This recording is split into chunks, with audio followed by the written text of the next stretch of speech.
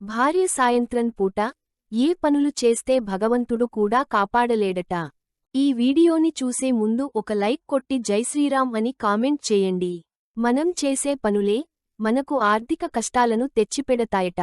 అందులోనూ ఇంట్లో ఆడవారు చేసే కొన్ని పనులు కష్టాలను తెచ్చి పెడతాయని జ్యోతిష్య శాస్త్రం నిపుణులు చెబుతున్నారు. ఇంట్లో భార్య కొన్ని చేయకూడని పనులు చేస్తే లక్ష్మీదేవి ఇంటికి రావడానికి నిరాకరిస్తుంది.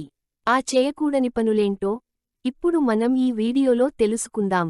సాయంత్రం సమయంలో పక్కింటివారు ఎవరైనా పాలు తోడుకు పెరుగు అడిగితే ఇస్తూ ఉంటారు. పాలు లక్ష్మీదేవితో సమానం.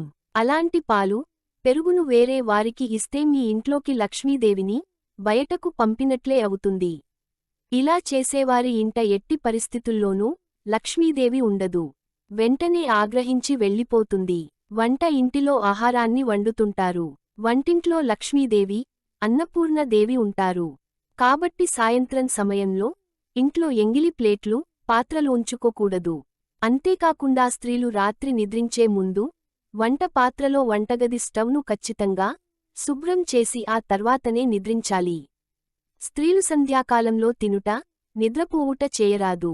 భర్త, పిల్లలు ఇంకెవరితోనైనా సంధ్యకాలంలో గొడవలు పెట్టుకోకూడదు. సంధ్యకాలంలో జుట్టుకి నూనె రాసుకొనుట, తల దువ్వుకొనుట చేయరాదు. ఇది దరిద్రాన్ని తెచ్చిపెడుతుంది. అలాగే కొంతమంది మహిళలు నిదురించే ముందు జుట్టు విరబోసుకొని నిద్రిస్తుంటారు. సౌకర్యంగా ఉంటుందని కాని ఇలా అస్సలు చేయకూడదు.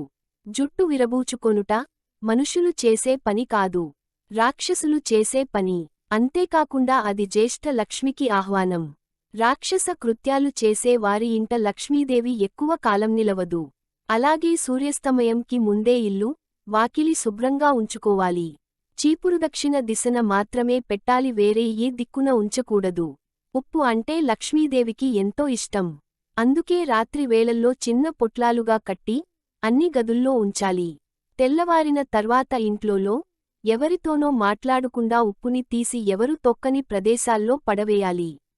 ఇలా చేస్తే ఇంట్లో నెగటివ్ ఎనర్జీ పోయి లక్ష్మీదేవి మన ఇంట్లో స్థిర నివాసం ఉంటుంది. ఈ వీడియో నచ్చినట్లయితే ఒక లైక్ కొట్టి మీ ఫ్రెండ్స్ అండ్ ఫ్యామిలీ మెంబర్స్కి షేర్ చేయండి. అలాగే మా ఛానల్ని సబ్స్క్రైబ్ చేయండి.